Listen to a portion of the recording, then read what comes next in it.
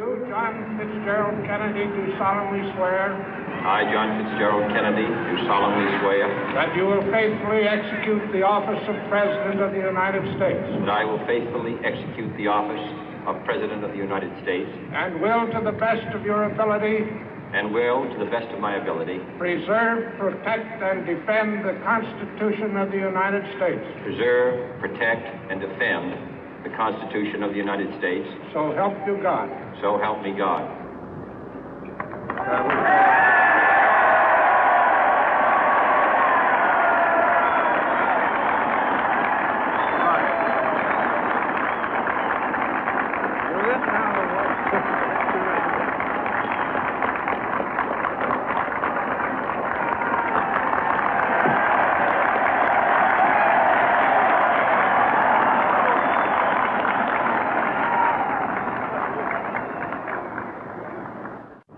Vice President Johnson, Mr. Speaker, Mr. Chief Justice, President Eisenhower, Vice President Nixon, President Truman, Reverend clergy, fellow citizens. We observe today not a victory of party, but a celebration of freedom, symbolizing an end as well as a beginning, signifying renewal as well as change.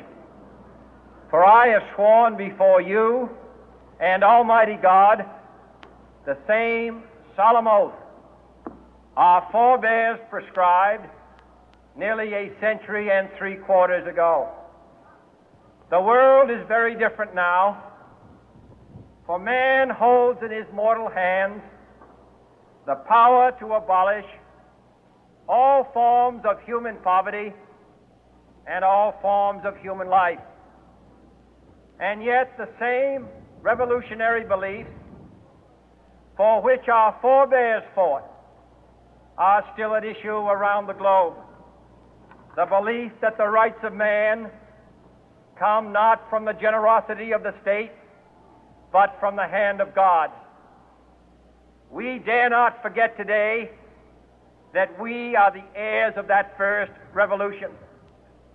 Let the word go forth from this time and place to friend and foe alike that the torch has been passed to a new generation of Americans born in this century, tempered by war, disciplined by a hard and bitter peace, proud of our ancient heritage, and unwilling to witness or permit the slow undoing of those human rights to which this nation has always been committed and to which we are committed today at home and around the world.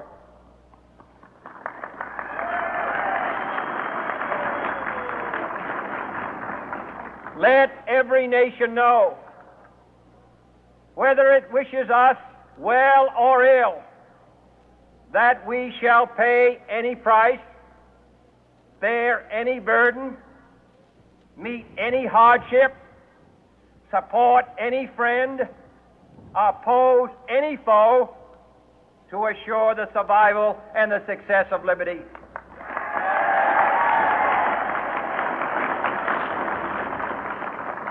This much we pledge and more. To those old allies whose cultural and spiritual origins we share, we pledge the loyalty of faithful friends. United, there is little we cannot do in a host of cooperative ventures.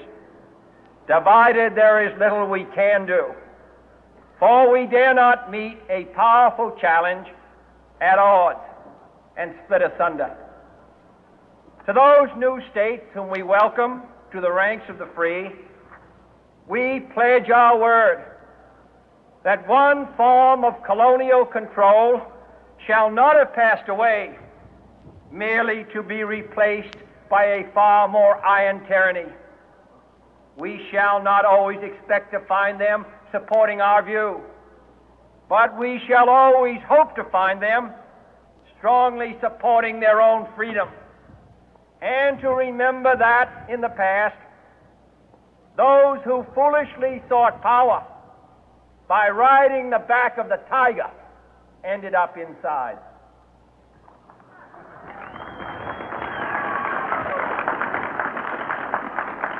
To those people in the huts and villages of half the globe struggling to break the bonds of mass misery, we pledge our best efforts to help them help themselves for whatever period is required, not because the communists may be doing it, not because we seek their votes, but because it is right. If a free society cannot help the many who are poor, it cannot save the few who are rich.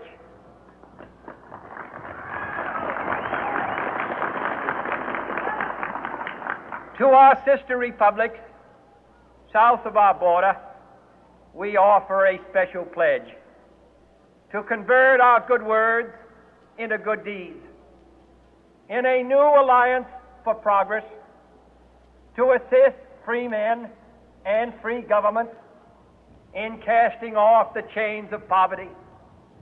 But this peaceful revolution of hope cannot become the prey of hostile powers. Let all our neighbors know that we shall join with them to oppose aggression or subversion anywhere in the Americas. And let every other power know that this hemisphere intends to remain the master of its own house.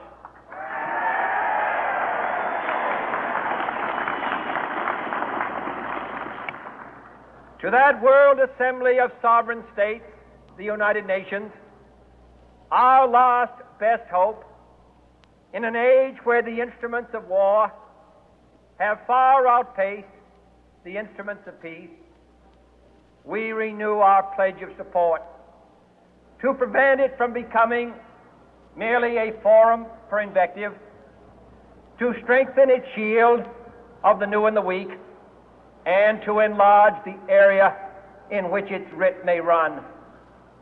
Finally, to those nations who would make themselves our adversary, we offer not a pledge, but a request that both sides begin anew the quest for peace.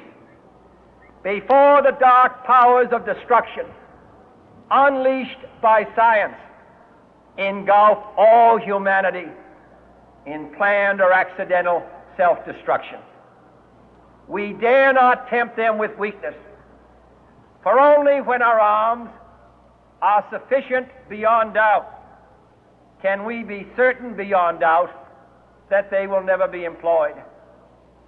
But neither can two great and powerful groups of nations take comfort from our present course, both sides overburdened by the cost of modern weapons, both rightly alarmed by the steady spread of the deadly atom, yet both racing to alter that uncertain balance of terror that stays the hand of mankind's final war. So let us begin anew, remembering on both sides that civility is not a sign of weakness, and sincerity is always subject to proof. Let us never negotiate out of fear, but let us never fear to negotiate.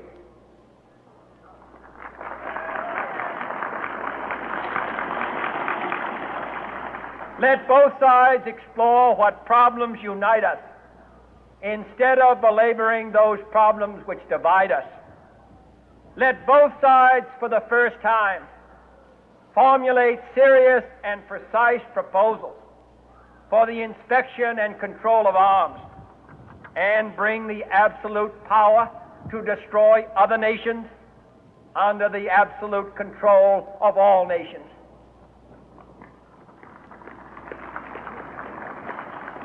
Let both sides seek to invoke the wonders of science instead of its terrors.